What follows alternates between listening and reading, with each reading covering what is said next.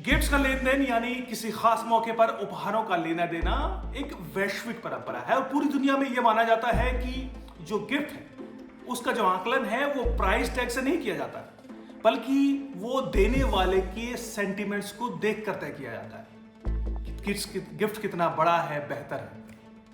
बहरहाल ऐसे सेंटिमेंट्स की रोशनी में अगर आप किसी के बारे में सुनेंगे कि भला फलाना इंसान गिफ्ट लेता है तो तुरंत उसको बाजार में बेच देता है और उसके पैसे अपनी जेब में रख लेता है, तो आप कहेंगे कि भला कौन ऐसा करता हो, कैसा इंसान है। हम आपको बताते हैं कि पाकिस्तान के प्रधानमंत्री इमरान खान के बारे में इन दिनों कुछ ऐसी ही चर्चा सामने आने लगी है कि जब से वो प्रधानमंत्री बने हैं और एक हेड ऑफ स्टेट के तौर पर जब भी वो विदेशी दौरे पर गए हैं या फिर कोई विदेशी मेहमान पाकिस्तान आया है तो जो गिफ्ट का लेन देन हुआ है और एज ए प्राइम मिनिस्टर उनको जो गिफ्ट दिया गया है, पाकिस्तान के प्रधानमंत्री इमरान खान की खबर ये आई है कि उन्होंने उन गिफ्ट्स को बेचकर पैसे अपने अकाउंट्स में डाल लिए। है ना थोड़ी हैरानी की बात कि एक ऐसा शख्स जो कि हर एक अपने भाषण में रियासत मदीना का जिक्र करता हो, लेकिन खबरें पूरी तरह से पुख्ता हैं। दरअसल पिछले 1.5 महीने से ये खबरें पाकिस्तान में जारी हैं कि जो पाकिस्तान के प्रधानमंत्री के तौर पर इमरान खान को जो गिफ्ट्स अलग अलग हेड ऑफ स्टेट्स ने पाकिस्तान के प्रधानमंत्री को दिए हैं, चाहे वो विदेशी दौरे पर हो या फिर विदेशी जो मेहमान पाकिस्तान आए हैं उस वक्त दिए हैं, उन तमाम गिफ्ट्स को बेचकर पाकिस्तान के प्रधानमंत्री ने अपने पर्सनल अकाउंट में उसका पैसा डाल लिया है। हम सब जानते हैं कि जब किसी भी हेड ऑफ स्टेट या फिर कोई भी राजनयिक दूसरे देशों में जाता है तो गिफ्ट्स का लेन देन होता है। ये एक तरह की परंपरा है आपसी संबंधों को सुधारने की और ये जताने की कि दरअसल जो उनके बीच के जो रिश्ते हैं उनकी नौयत क्या है, उनकी गर्मजोशी क्या है। कई बार बिगड़े रिश्ते बेहतर तरीके से सुधारने के लिए गिफ्ट्स का इस्तेमाल किया जाता है। जाहिर है पाकिस्तान के प्रधानमंत्री इमरान खान के साथ भी ऐसा ही हुआ, लेकिन इमरान खान ने इन गिफ्ट्स को सरकारी तोशाखाना में रखने के बजाय उनको बेच दिया। दरअसल द गिफ्ट्स डिपॉजिटरी एक्ट जो रूल है उसके तहत कहा जाता है कि किसी भी हेड ऑफ स्टेट या राजनयिक को कोई गिफ्ट मिलता है तो वो जो सरकारी तोशाखाना है, डिपॉजिटरी है, उसमें रखा जाएगा। यानी वो उस व्यक्ति का गिफ्ट नहीं होता बल्कि स्टेट की प्रॉपर्टी होती है।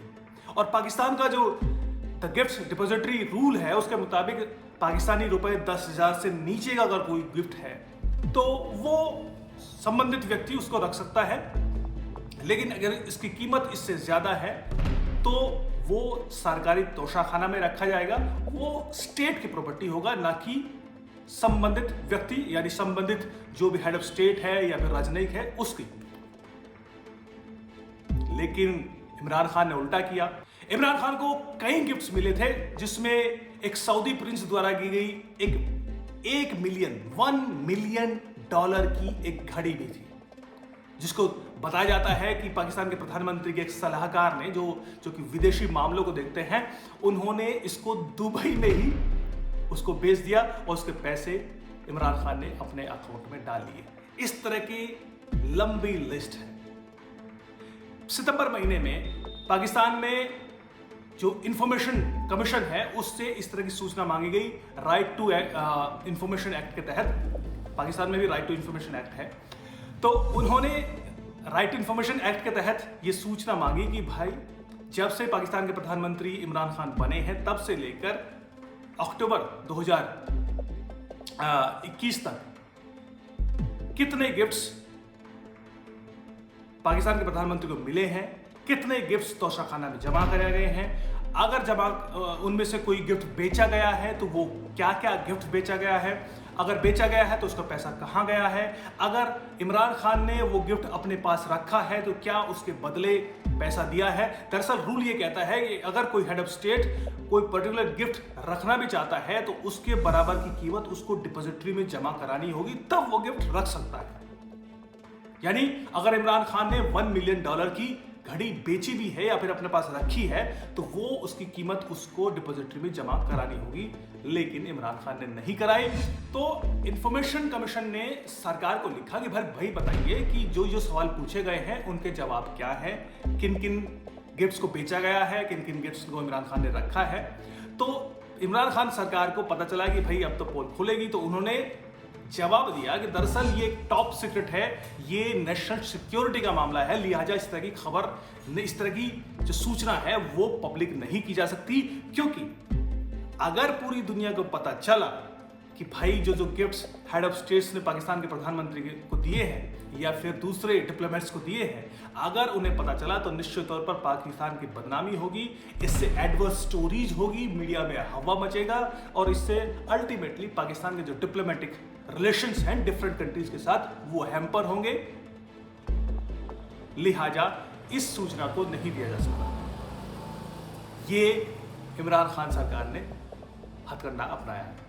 लेकिन इस खबर के बाद लगातार इन्वेस्टिगेटिव रिपोर्टिंग पाकिस्तान में होती रही है, जिससे ये खबर धीरे धीरे सामने आने लगा है कि दरअसल इस टॉप सिक्योरिटी के जो टॉप सीक्रेट के पीछे इमरान खान सरकार ने एक बड़ा घपला किया है।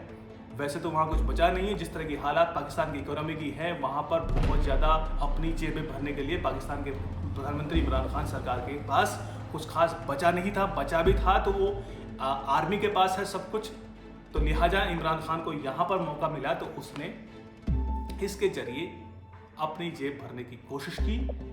अब धीरे धीरे सवाल खड़े होने लगे हैं। पाकिस्तान की जो विपक्षी पार्टी है PMLN, पाकिस्तान मुस्लिम लीग नवाज, उसकी जो सरबराह है, अध्यक्ष है मरियम नवाज, उन्होंने भी ट्वीट कर सवाल खड़े किए हैं। इसी पार्टी के दूसरे नेता राना सनाउल्लाह, उसने भी प्रेस कॉन्फ्रेंस करके इमरान खान पर सवाल खड़े किए हैं कि आखिर कैसे कैसे कहां गिफ्ट्स बेचे गए और क्यों बेचे गए, अगर बेचे गए तो उसका पैसा कहां है, इमरान खान के अकाउंट पे है या कि डिपॉजिटरी में जमा किया गया है। इस तरह के सवाल खड़े होने लगे। बहरहाल चौंकाने वाली खबर जरूर है, क्योंकि ये एक, जिस तरह के मैंने कहा कि गिफ्ट का लेना देना, उसके साथ पीछे एक सेंटिमेंट होता है। निश्चित तौर पर अगर ये खबर सामने आती है, और जैसे कि आ भी रही है कि बहुत सारे ऐसे गिफ्ट्स भेज दिए गए हैं, जिसमें एक $1 मिलियन की घड़ी भी है जो कि सऊदी प्रिंस मोहम्मद बिन सलमान ने पाकिस्तान के प्रधानमंत्री को दी थी और वो दुबई के बाजार में बेच दी गई है, तो निश्चित तौर पर पाकिस्तान की असलियत तो सामने आएगी ही। लेकिन एक और मुसीबत पाकिस्तान के सर पर थी, वो भी खबर आई है FATF के बहाने से, यानी FATF की ग्रे लिस्ट में पाकिस्तान बरकरार रहेगा। गुरुवार को एक मीटिंग FATF की होनी थी, जो कि कई महीनों के बाद लगातार एक रेगुलर मीटिंग होती है। इसमें तय हुआ कि जो पाकिस्तान ग्रे लिस्ट में है वो उसी में मौजूद रहेगा। पाकिस्तान ने आतंकवाद के खिलाफ जो करीब 34 पॉइंट्स की एक शर्त रखी थी FATF ने कि जिस पर उसको कार्रवाई करनी थी, इस पूरी लिस्ट पे अभी भी पाकिस्तान ने काम नहीं किया है। लिहाजा उसको ग्रे लिस्ट से बाहर करने की कोई सवाल फिलहाल खड़ा नहीं होता है। हालांकि भारत लगातार कोशिश कर रहा था कि उसको ग्रे लिस्ट से हटाकर ब्लैक लिस्ट कर दिया जाए, लेकिन अभी भी वो सिचुएशन अभी भी बरकरार है। ब्लैकलिस्ट होने की तलवार अभी भी पाकिस्तान पर लटक रही है। एक और बड़ी खबर ये है कि पाकिस्तान तो ग्रे लिस्ट में है ही, अब FATF ने पाकिस्तान के दूसरे साथी टर्की को भी ग्रे लिस्ट में डाल दिया है, यानी उस पर भी अब तलवार लटकने लगी है कि इस तरह की फाइनेंशियल रिस्ट्रिक्शन उस पर लगाई जाएंगी, क्योंकि पाकिस्तान जो टर्की सरकार है, टर्की में जो अंतर्राष्ट्रीय आतंकी संगठन है, उनके लिए इस तरह का माहौल खड़ा हो रहा है। हम जानते हैं कि कश्मीर में भी एक वाइट कॉलर टेररिज्म में टर्की का एक बड़ा हाथ रहा है, खासतौर पर प्रोपेगेंडा जम्मू कश्मीर के बारे में फैलाने में टर्की का एक बड़ा हाथ है। लिहाजा एक और बड़ी, भारत के लिए एक बड़ी खबर कही जा सकती है कि टर्की भी अब इस लेंस जो जांच की लिस्ट है उसमें टर्की को भी रखा गया है, ग्रे लिस्ट में पाकिस्तान के साथ रखा गया है, और उस पर भी आने वाले दिनों में रिस्ट्रिक्शन बढ़ाई जाएंगी और उस पर नकेल कसने के लिए कहा जाएगा कि भाई वो टर्की अपने सॉइल पर किसी भी आतंकी गतिविधियों पर नकेल कसने के लिए फलाना शर्तें हैं, इस पर कार्रवाई करो, अदरवाइज उनको आगे अग्रिम